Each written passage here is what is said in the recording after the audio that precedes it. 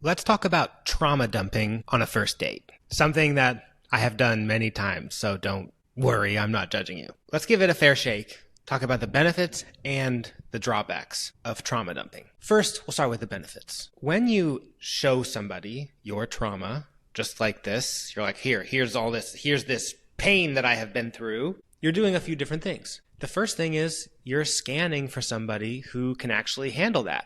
You're not just here to seduce someone. You also are trying to find the right person for you. And if they're just going to run away, you might think, okay, well, they were just never the one for me. So that's the first thing. You are basically just trying to be honest about who you are and finding somebody who is going to fit well with you. Second thing you're doing is, I guess you're trying to be interesting. I'm not saying you're always doing this, but when we're on a date, often we want to be interesting. And sometimes if you think about a trauma story, trauma stories are very interesting. Usually, it's like if you see somebody's eyes glazed over and you're just like, well, listen, have you ever heard of this depth of pain I've experienced?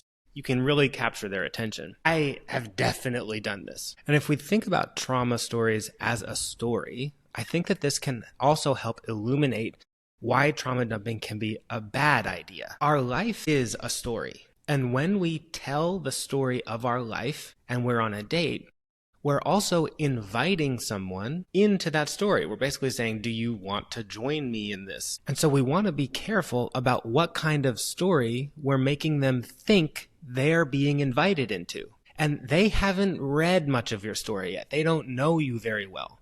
So if you lead with just the darkest episodes, what kind of story are they then thinking they're being invited into? If you tell them just the worst bits, then they might just think, oh, I'm being invited into a horror movie. This is a horror story. And they'll probably not want to come and get killed by the monsters. Or they might be happy to join, because there are some people who would be happy to join a horror movie. First kind of people might be those who are very sweet and they think that they're already living in a horror movie. They're there too.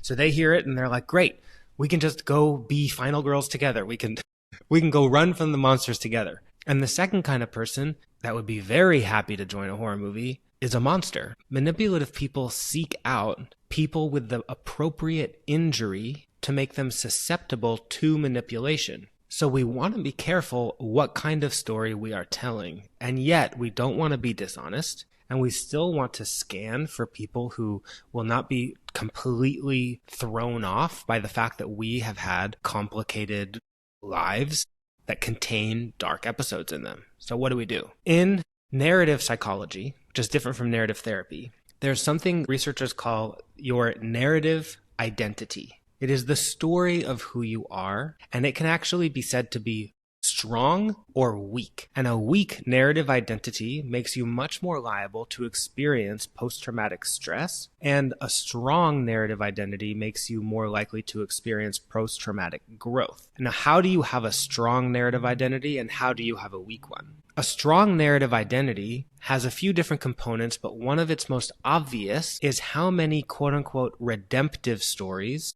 you tell. A redemptive story is a story that does feature a setback, something that we could say was traumatic, and yet it doesn't just stop there. It usually says, here's something shitty that happened, and then here is something that I've done about it. So an unredemptive story would be something like, here's this horrible thing that happened to me. Look at it. Just see how gross it is. And that's it. Period. A redemptive story says, here's something quite bad that happened to me, and then here's something that I've done about it.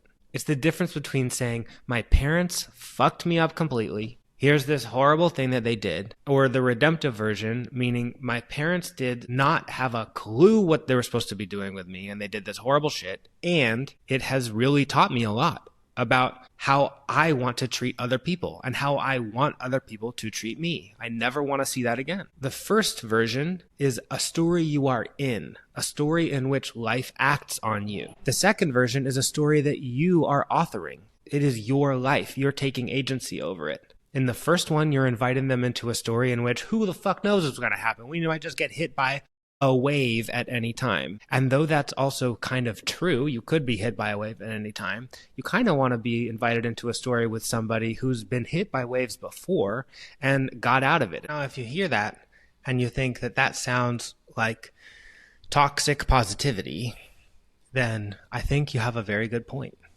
It would be toxic positivity if, when you describe that second bit, the thing that you did about it, you are just saying it. If you're just saying it and it isn't true, then one, it's a lie. And it's also not even positive. It probably just means that you can't handle the negativity that is contained in the story. And you see this a lot in like alpha psychology culture, where it's just like, yeah, trauma is my gym. And look. And I also don't want it to sound like this is just a pull yourself up by your bootstraps kind of lesson. Like, you have to heal. And why haven't you done it yet? The ethos in mental health care really isn't a pull yourself up by your own bootstraps type situation. It's more like, let someone else help you pull yourself up, and let that happen so many times that you learn to do it yourself. And sometimes if you need help, learn how to accept it. Let somebody help you. Let me help you. It's my path in life. Me and other therapists, we're like trauma eaters. We're trauma pigs. I just found out that one of the things that makes pigs, that has always made pigs like such a remarkable livestock, is essentially they have this ability to eat anything. They eat anything and they can metabolize it. They'll literally eat shit, but their digestive system can metabolize all the stuff that we would never touch, and they can turn it into flesh. And I'm a trauma pig. I like it. And that's what trauma-centered therapists, we're like trauma pigs. We know how to sit with this. It doesn't scare us off. And we can help to digest that trauma with you, because you don't have to live with that shit weighing you down all the time. And then when you tell your trauma stories, it is not like you are just trauma dumping, you're leaking your trauma out. You can tell it in a way that is, yes, this is a story that's something that has happened to me. It didn't kill me. This is a place where I was hurt. And if trauma dumping would be saying, here's where I was stabbed, and here's my blood. Isn't my blood so interesting? And now the blood's all over the food and blood's all over the place. Oh, now it's saying, here's where I was stabbed, and here's my scar. And scar tissue is stronger than skin. Now you're not somebody who's just telling this wild story. You're actually saying, I am somebody who has seen my own blood, and didn't scare me that much. You kind of want to be in a story with that kind of person, because we're all going to get a little blood on our hands. You want to be with somebody who can already prove that they know what to do with it.